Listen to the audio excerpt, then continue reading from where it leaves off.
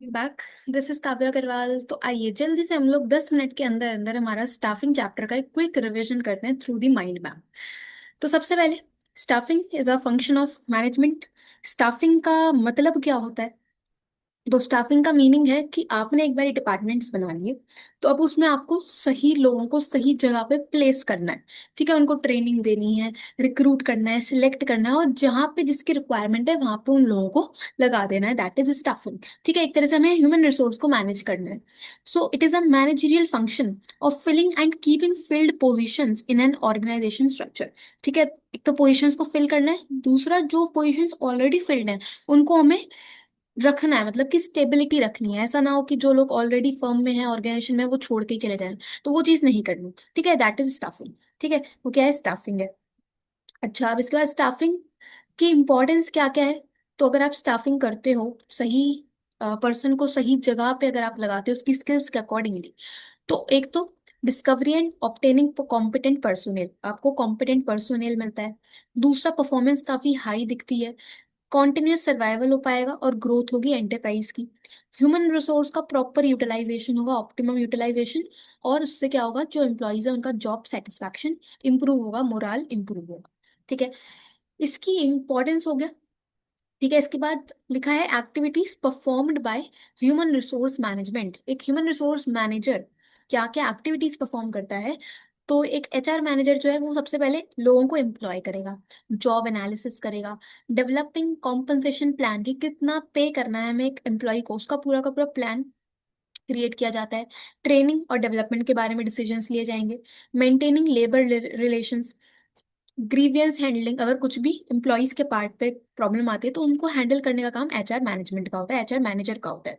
Providing social security to employees. ठीक है, तो ये सारे हमारे रोल हैं ऑफ एचआर मैनेजर। ठीक है, इसके बाद स्टाफिंग का प्रोसेस क्या है? तो हमें स्टाफिंग करनी कैसे? तो सबसे पहले प्रोसेस याद रखना, एस्टिमेटिंग मैन पर रिक्वायरमेंट। सबसे पहले हम ये देखेंगे कि हमें कितने लोगों की रिक्वायरमेंट है, या क्या क्वालिफिकेशंस हमें उन लोगों में चाहिए, और एक्चुअल में हमारे पास कितने लोग अवेलेबल हैं। ठीक है, तो इसमें आप दो एनालिसिस करते हो, एक तो वर्क फोर्स एनालिसिस, दूसरा होता है वर्क लोड एनालिसिस। ठीक है, वर्क फोर्स एनालिसिस यानी कि आपके पास करंटली अभी ऑर्गेनाइजेशन में कितने नंबर ऑफ पीपल अवेलेबल है, दैट इज वर्क फोर्स। और कितने लोगों की रिक्वायरमेंट है, वो होता है वर्क लोड एनालिसिस। ठीक है, दूसरा हम करेंगे रिक्रूटमेंट। रिक्रूटमेंट क्या है कि हमें बेसिकली लोगों को इन्फॉर्म करना है कि हमारे पास जॉब वैकेंसीज है, लोगों को हमें अट्रैक्ट करना है कि वो हमारे पास आए और जॉब के लिए अप्लाई करें, दैट इज रिक्रूटमेंट। इसके बाद सिलेक्शन होगा। ठीक है, आपके पास नंबर ऑफ कैंडिडेट्स का सीवी आ गया, डेटा आ गया, अब आप उसमें से बेस्ट कैंडिडेट को सिलेक्ट करोगे। फिर प्लेसमेंट एंड ओरिएंटेशन। प्लेसमेंट यानी कि जिस भी पोजीशन के लिए आपने एम्प्लॉय को सिलेक्ट किया है उसको उस जगह पे प्लेस करो। और ओरिएंटेशन यानी कि उस नए एम्प्लॉय का इंट्रोडक्शन करवाना है आपको बाकी के एम्प्लॉयज के संग। ठीक है, इसके बाद ट्रेनिंग एंड डेवलपमेंट होता है, स्किल्स इंप्रूव करने के लिए, ओवरऑल डेवलपमेंट के लिए।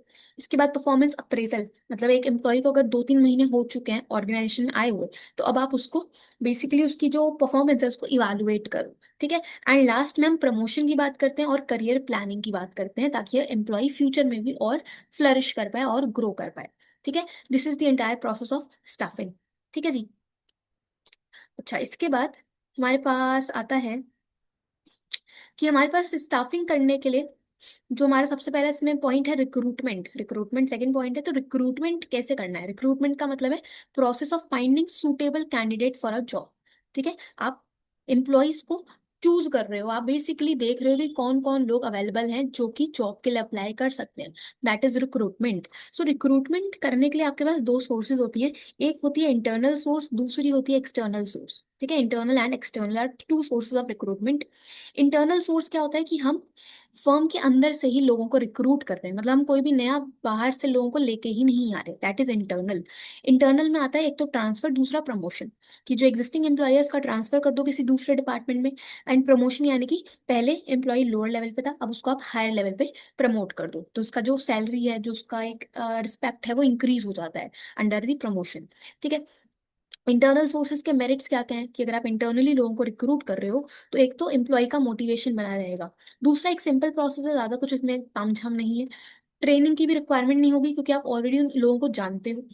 शिफ्टिंग सरप्लस वर्कफोर्स, ऐसा हो सकता है कि एक डिपार्टमेंट में कमी हो अगर वर्कफोर्स की, तो हम जहाँ पे ज्यादा डिपार्टमेंट में लोग हैं वहां से हम उनको ट्रांसफर कर सकते हैं। ठीक है, एंड इकोनॉमिकल है, कॉस्ट कम आता है, आपको ट्रेनिंग नहीं देनी तो कॉस्ट भी कम आएगा। ठीक है। डीमेरिट्स क्या क्या, इंटरनल सोर्सेज क्या, कि no induction for fresh talent, आप कोई भी फ्रेश टैलेंट अपनी ऑर्गेनाइजेशन में लेके ही नहीं आ रहे। ठीक है। दूसरा, not suitable for a new enterprise, अगर कोई नई नई कंपनी अभी स्टैब्लिश हुई है तो उसमें तो हम इंटरनल सोर्सेज के संग जा ही नहीं सकते। कंपटीशन कम हो जाता है फॉर द एग्जिस्टिंग एम्प्लॉइज। और not suitable in case of frequent transfers, अगर आप बार बार ट्रांसफर्स करके रिक्रूटमेंट करोगे तो वो भी थोड़ा अच्छा पोजीशन शो नहीं करता हमारी ऑर्गेनाइजेशन के बारे में। ठीक है। अच्छा, दूसरा होता है एक्सटर्नल रिक्रूटमेंट, कि आप बाहर से लोगों को रिक्रूट कर रहे हो, मोटिवेट कर रहे हो कि वो लोग आए और हमारी जॉब्स के लिए अप्लाई करें। तो एक्सटर्नल में हमारे पास देखो बहुत सारे पॉइंट्स हैं एक्सटर्नल रिक्रूटमेंट में, जैसे कि डायरेक्ट रिक्रूटमेंट। डायरेक्ट रिक्रूटमेंट क्या होता है कि हम नोटिस बोर्ड पे एक नोटिस लगा देंगे कि इतने लोगों की रिक्वायरमेंट है, और उनको आप ऑन द स्पॉट फिर सिलेक्ट कर लेते हो। ठीक है, दैट इज डायरेक्ट रिक्रूटमेंट। दूसरा है कैजुअल कॉलर्स। कैजुअल कॉलर्स यानी कि आपको रिक्वायरमेंट थी सपोज 10 लोगों की, और सीवी आपके पास डेटा आ गया 100 लोगों का, तो जो 90 लोग एक्स्ट्रा बच गए उनका डेटाबेस आप मेंटेन करके रखोगे फ्यूचर के लिए, तो फ्यूचर में उन्हीं में से हम लोग सिलेक्शन कर पाएंगे। Casual calls. ठीक है। एम्प्लॉयमेंट एक्सचेंज है। एम्प्लॉयमेंट एक्सचेंज क्या है, एजेंसीज होती हैं जो बेसिकली आपको जिन लोगों के जॉब्स की रिक्वायरमेंट है उनको मीट आउट करती हैं विद दी कंपनीज। ठीक है, तो जिनको जॉब चाहिए और जिन लोगों को जॉब चाहिए और जिस कंपनी में चाहिए, उनके आपस के बीच के एक एजेंसी होता है एम्प्लॉयमेंट एक्सचेंज। ठीक है। Management consultants and placement agencies भी यही काम प्ले करती है, यही रोल प्ले करती हैं, कि बेसिकली जो कंपनीज हैं और जो कैंडिडेट्स हैं उनके बीच का एक लिंक होता है प्लेसमेंट एजेंसीज। ठीक है। कैंपस रिक्रूटमेंट क्या है, कि आप यूनिवर्सिटी से डायरेक्टली लोगों को, बच्चों को रिक्रूट कर रहे हो for the jobs. Recommendation of employees, यानी कि जो एग्जिस्टिंग एम्प्लॉयज हैं हम उन्हीं से रिकमेंडेशंस लेंगे, उन्हीं से सजेशंस लेंगे, कि अगर आपके नोन में कोई बंदा है जिसे जॉब चाहिए तो आप उसका नाम रिकमेंड कर दो, सजेस्ट कर दो। ठीक है। लेबर कॉन्ट्रैक्टर, जो कॉन्ट्रैक्टर हमें लेबर टेम्परेरी बेसिस पे लेबर प्रोवाइड करता है एक अच्छी खासी क्वांटिटी में। ठीक है, तो लेबर कॉन्ट्रैक्टर, अगर आपको कुछ भी कंस्ट्रक्शन वर्क कराना है तो। एडवर्टाइजिंग ऑन टेलीविजन, हम टीवी पे एड्स दे सकते हैं, न्यूज़पेपर्स में एड दे सकते हैं। वेब पब्लिशिंग, वेबसाइट्स में हम लोग एड्स डाल सकते हैं, वैकेंसीज के लिए ओपनिंग्स डाल सकते हैं, जॉब ओपनिंग्स, तो वो भी आपके पास ऑप्शन यहाँ पे होता है एक्सटर्नल रिक्रूटमेंट में। ठीक है। इसके बाद एक्सटर्नल रिक्रूटमेंट के मेरिट्स क्या हैं, एक तो वाइड चॉइस मिलेगी, बहुत सारे ऑप्शंस हैं, क्वालिफाइड और ट्रेंड पर्सनल मिल पाएगा, कॉम्पिटिटिव स्पिरिट एक मेंटेन हो पाएगी ऑर्गेनाइजेशन के अंदर, और आपको फ्रेश टैलेंट मिलेगा, कुछ नया इनोवेटिव आपको देखने के लिए मिलेगा। ठीक है। डीमेरिट्स क्या है एक्सटर्नल के, एक तो लेंदी प्रोसेस है क्योंकि आपको हायर करना पड़ेगा, सबको ट्रेनिंग देनी पड़ेगी, एक लंबा चौड़ा प्रोसेस होता है, कॉस्टली भी होगा। ठीक है। और डिससेटिस्फैक्शन अमंग एग्जिस्टिंग एम्प्लॉइज, जो एग्जिस्टिंग एम्प्लॉइज हैं ऑर्गेनाइजेशन के अंदर, हो सकता है उनको डिससेटिस्फाइड फील हो कि अब हमारा ट्रांसफर या प्रमोशन के बारे में सोचा ही नहीं जा रहा, आप तो बाहर से लोगों को लेके आ रहे हो, तो वो थोड़ा सा डिससेटिस्फाई हो सकते हैं। ठीक है। ओके। ठीक, सो ये हो गया हमारा रिक्रूटमेंट वाला पार्ट समाप्त। ठीक है, इसके बाद आपके पास जो नेक्स्ट स्टेप था वो था सिलेक्शन। तो सिलेक्शन में हमारे पास, सिलेक्शन में अब सिलेक्शन सिलेक्शन सिलेक्शन इधर है। चलो, सिलेक्शन में आपके पास प्रोसेस है पूरा का पूरा। ठीक है, सिलेक्शन में भी प्रोसेस है। सिलेक्शन होता क्या है कि आपने अलग अलग लोगों को बेसिकली इनवाइट किया कि वो जॉब्स के लिए अप्लाई करें, अब उसमें से आपको बेस्ट कैंडिडेट को सिलेक्ट करना है, हायर करना है। सो सिलेक्शन के लिए हमारे पास प्रोसेस है। सबसे पहले प्रीलिमिनरी स्क्रीनिंग। प्रीलिमिनरी स्क्रीनिंग क्या है, फर्स्ट स्टेप है सिलेक्शन प्रोसेस का, जिसमें हम लोग, इधर मैं लिख देती हूँ, ये हम लोग पढ़ रहे हैं सिलेक्शन प्रोसेस। ठीक है। प्रीलिमिनरी स्क्रीनिंग क्या है कि आप एप्लीकेशन फॉर्म फिल करवाते हो कैंडिडेट से, और उस एप्लीकेशन फॉर्म की डिटेल्स के बेसिस पे ही हम लोग कुछ अनक्वालिफाइड और अनफिट एप्लीकेंट्स को एलिमिनेट कर देते हैं। पहला स्टेप। ठीक है, प्रीलिमिनरी स्क्रीनिंग। दूसरा है सिलेक्शन टेस्ट। सिलेक्शन टेस्ट क्या होता है, अब हम कुछ कुछ टेस्ट कंडक्ट करेंगे ताकि हम उस कैंडिडेट के बारे में जान सकें, जैसे कि एप्टीट्यूड टेस्ट होता है, इंटरेस्ट टेस्ट होता है, इंटेलिजेंस टेस्ट होता है, ट्रेड टेस्ट होता है। ठीक है, बहुत सारे टेस्ट हैं, वो होते हैं सिलेक्शन टेस्ट। ठीक है, कैरेक्टरिस्टिक्स को समझने के लिए। तीसरा है एम्प्लॉयमेंट इंटरव्यू। ठीक है, इंटरव्यू, एम्प्लॉयमेंट इंटरव्यू। इंटरव्यू क्या होता है, फेस टू फेस कॉन्वर्सेशन है between the applicant and the interviewer. Company और जो इंटरव्यू देगा कैंडिडेट है उसके बीच में एक face to face conversation is the interview. Then हम करेंगे रेफरेंस एंड बैकग्राउंड चेक। अब हम जो भी इंफॉर्मेशन आपको दी गई है कैंडिडेट के द्वारा वो आप वेरीफाई करोगे रेफरेंसेस के थ्रू। ठीक है। देन हम सिलेक्शन डिसीजन बनाएंगे, एक final decision based on the above steps, कि हमें क्या करना है, डिसाइड करना है हमें फाइनली कि सिलेक्ट करना है या नहीं करना है। इसके बाद अगर तो सिलेक्ट हो जाता है तो मेडिकल एग्जामिनेशन के लिए उस कैंडिडेट को भेज देंगे ताकि हम उसकी फिटनेस डिटेल्स चेक कर पाए। देन हम जॉब ऑफर करेंगे, लेटर ऑफ अपॉइंटमेंट देंगे कि यस आपको जॉब हम दे रहे हैं। और लास्ट में आता है कॉन्ट्रैक्ट ऑफ एम्प्लॉयमेंट। ठीक है, तो कॉन्ट्रैक्ट ऑफ एम्प्लॉयमेंट में सारी डिटेल्स लिखी होती हैं कि कब से जॉब स्टार्ट हो रही है, क्या ड्यूरेशन होगी, ठीक है, क्या टाइमिंग्स होंगी, वो सब। तो कॉन्ट्रैक्ट ऑफ एम्प्लॉयमेंट में वो सब चीज़ें मेंशन्ड होती हैं। ठीक है जी, तो ये हमारा सिलेक्शन प्रोसेस हो गया। ओके, इसके बाद नेक्स्ट आता है आपके पास ट्रेनिंग। सो ट्रेनिंग में, ट्रेनिंग देखो इधर से देखते हैं, इतना हम लोगों ने कर लिया। ट्रेनिंग एंड डेवलपमेंट, अब ट्रेनिंग और डेवलपमेंट में there is a difference. Training क्या है, ये एक जॉब ओरिएंटेड प्रोसेस है जिसमें आप एम्प्लॉय की स्किल्स को इम्प्रूव करने के बारे में स्टेप्स ले रहे हो। ठीक है, स्किल्स नॉलेज इंप्रूव करने के लिए हम लोग कुछ कुछ चीजें कर रहे हैं ताकि वो जॉब में परफेक्ट हो जाए, वो होता है ट्रेनिंग। और डेवलपमेंट एक ओवरऑल डेवलपमेंट, ओवरऑल ग्रोथ से रिलेटेड है, कि करियर ओरिएंटेड प्रोसेस है एम्प्लॉय की ओवरऑल डेवलपमेंट के लिए। ठीक है, सो ये लिखा है process of increasing knowledge skills and abilities for doing a particular job is training. अब ट्रेनिंग की इंपॉर्टेंस क्या क्या है, ऑर्गेनाइजेशन के लिए ट्रेनिंग कैसे इंपॉर्टेंट है। ऑर्गेनाइजेशन के लिए ट्रेनिंग इंपॉर्टेंट है कि avoid wastage of efforts and money. अगर आपने एक एम्प्लॉय को ट्रेन कर दिया तो उससे एफर्ट्स वेस्ट नहीं जाएंगे, आपका कॉस्ट बचेगा एज अ ऑर्गेनाइजेशन। एम्प्लॉय की प्रोडक्टिविटी एनहांस होगी। ठीक है, तो उससे ऑर्गेनाइजेशन को भी फायदा होगा। फ्यूचर मैनेजर्स बन पाएंगे ट्रेनिंग के थ्रू, जो एम्प्लॉयज हैं वो मैनेजर्स की स्किल्स सीख जाएंगे कि फ्यूचर में वो मैनेजर्स की पोजीशन भी ले सकते हैं।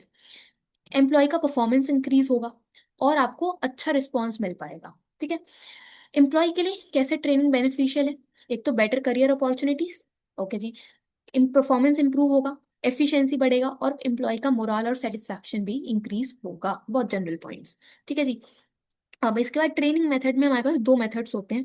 ट्रेनिंग मेथड्स में दो मेथड है, एक तो ऑन द जॉब ट्रेनिंग, दूसरा of the job training. On the job यानी कि काम करते करते आप सीख रहे हो, लर्निंग वाइल डूइंग। और ऑफ द जॉब यानी कि पहले आप काम सीखोगे। ठीक है, so on the job training क्या है कि आप काम कर भी रहे हो और सीख भी रहे हो। और ऑफ द जॉब क्या है कि पहले आप सीखोगे और फिर काम एक्चुअल प्लेस पे जाके करोगे।